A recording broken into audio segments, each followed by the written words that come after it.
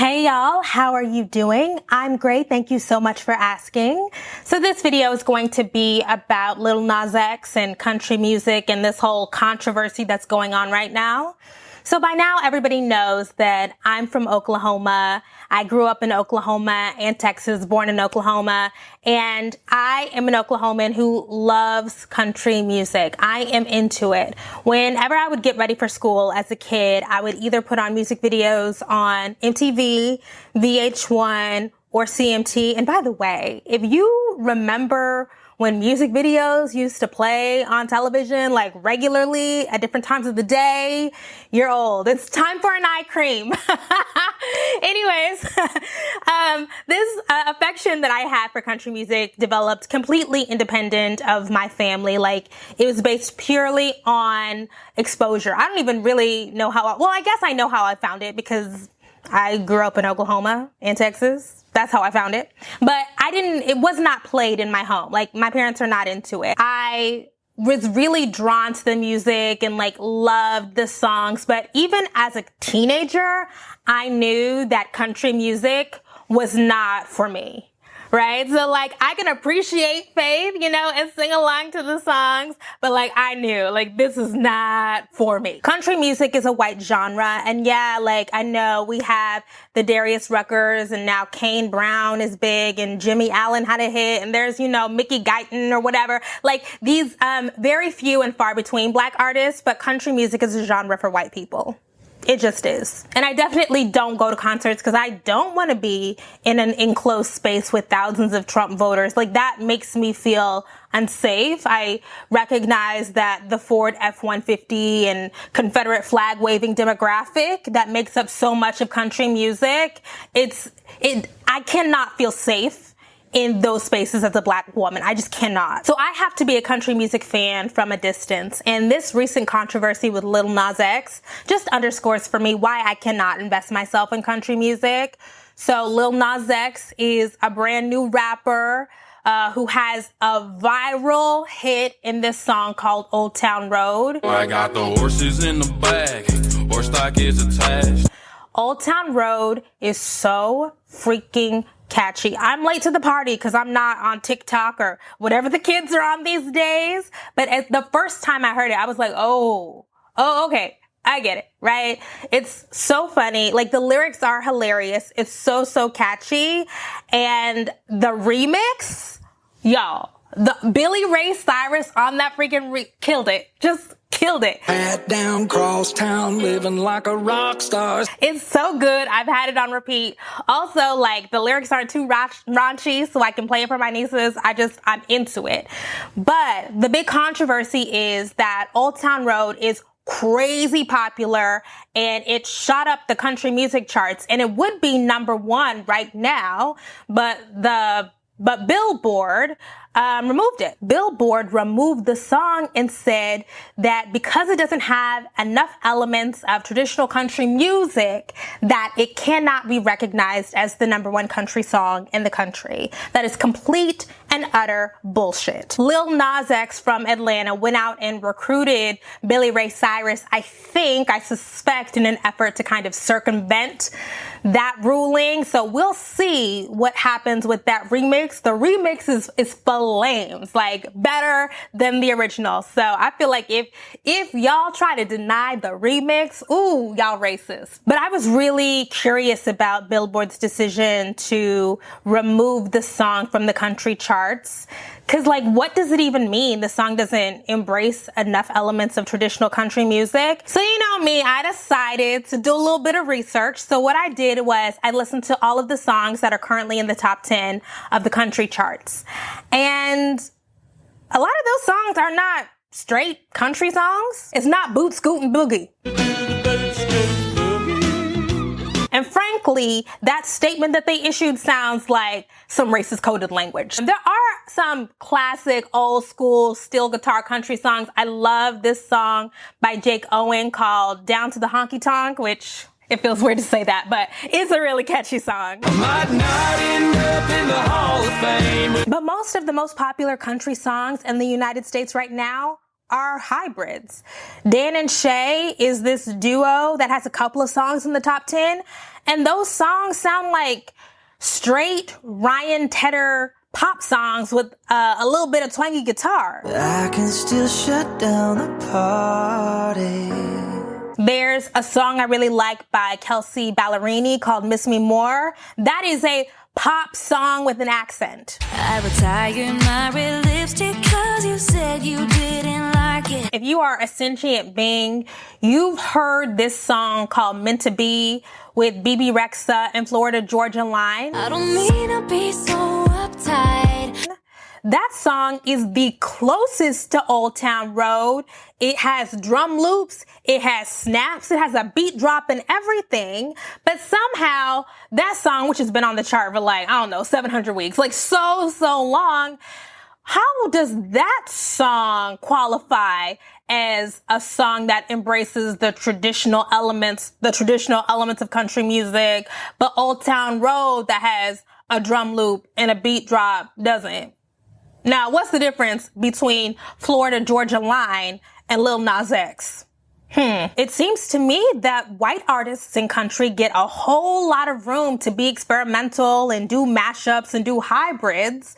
But yet when this little black boy from Atlanta, a former Nicki Minaj stan, or probably still a current Nicki Minaj stan, when he decides to get creative and put some 808s and trap beats with the country song, his music doesn't qualify. Now, that seems a little off to me. So who gets to experiment and be innovative and who doesn't? And who gets to say that this experiment is valid and this one isn't? Now, for me, the crazy thing about this situation, as well as the historic exclusion of Black Americans in mainstream country music, is Black Americans have played an integral role in the foundations of this genre. Let's take, for example, the banjo. The banjo came from enslaved Africans, right? So the banjo is an evolution of a West African instrument called the banjar.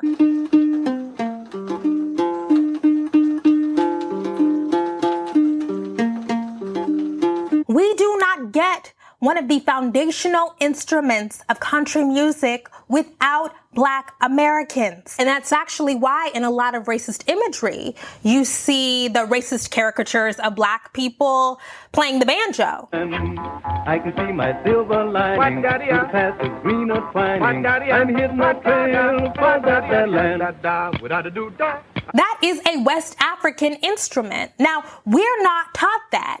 So instead, we associate banjos with whiteness or banjos with music, or what's that movie with the little banjo, whatever, you know, like that's what we associate banjos with. But in reality, banjos are the sound of erasure. In the 19th century, enslaved and freed Black Americans played banjo, harmonica, fiddle for white folks who would dance and sing to it. Like that is a part of our culture. And actually, Black Americans are the people who originated the practice of calling out the steps in square dancing. So during the 19th and 20th century, white and Black musicians came together to create what we now know as the country music sound, that traditional sound. But those Black musicians were pushed out. They weren't photographed. They weren't invited to certain performances because country music was intentionally constructed to attract a white audience. So many of those Black pioneers, those talented Black musicians who are responsible, at least in part, for that country music sound were hidden. I had no clue that the name of the Grand Ole Opry was inspired by a Black performer named DeFord Bailey. I had no clue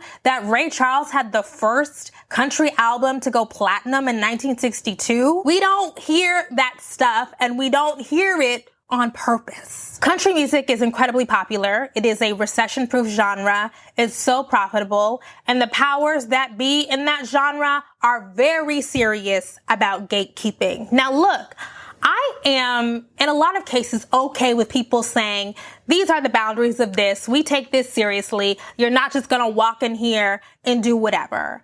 I, however, have a huge problem when we use gatekeeping as a guise for racism.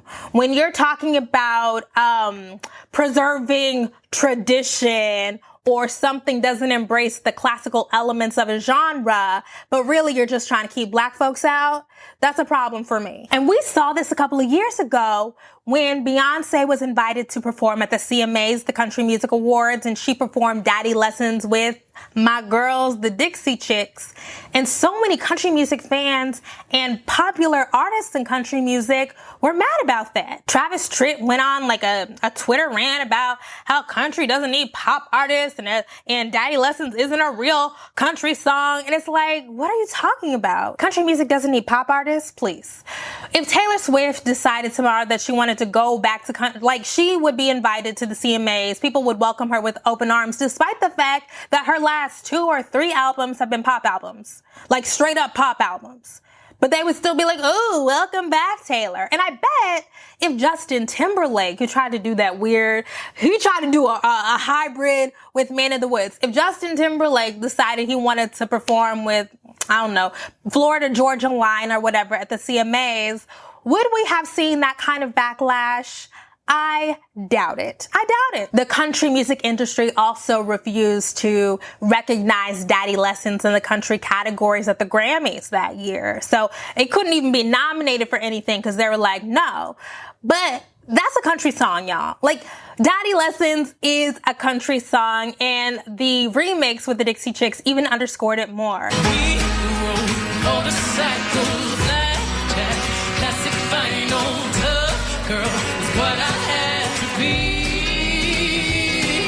It has elements of country, it has elements of Zydeco, it has elements of jazz. Like, that's a country music song. And to deny it, on what grounds?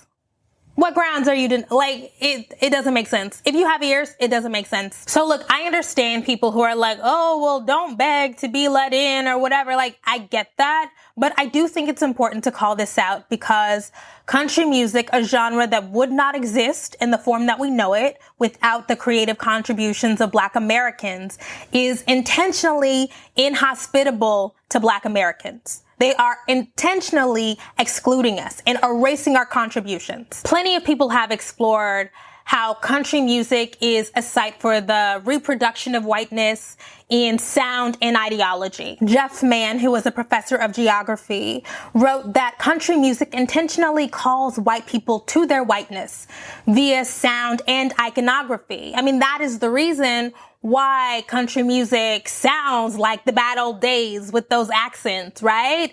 Because it provides a rallying point for people who want to revel in that good old boyness, you know? And like, if that good old boyness presents an existential threat, like it does if you're Black, then you don't want to go there. I'm going away from that. It's also worth noting that square dancing, which is inextricably linked to our understanding of country music and country Western culture and all of that, was pushed in the United States by Henry Ford, the card guy, who was racist and anti-Semitic and thought that the advent of jazz was precipitating the moral decay of the United States. So he wanted to present square dancing as a wholesome alternative to that nasty, lascivious jazz music. And that's why it was pushed so hard. That's why in so many states across the country, square dancing was taught in schools. In quite a few states, square dancing is like the official state dance, all because of that push, which is rooted in racism. As I was doing this research, it brought back those old feelings for me. You know, it brought back why I decided when I was 16, 17, like, this is not for me. Because it's not for me. And I was watching a video from somebody who was so mad because at one point, Old Town Road was #1. So I watched a video from like basically a country music vlogger basically, and he was so mad and he said that Old Town Road is an embarrassment and it's not real country. And I was like, oh, okay, this is why I don't mess with y'all.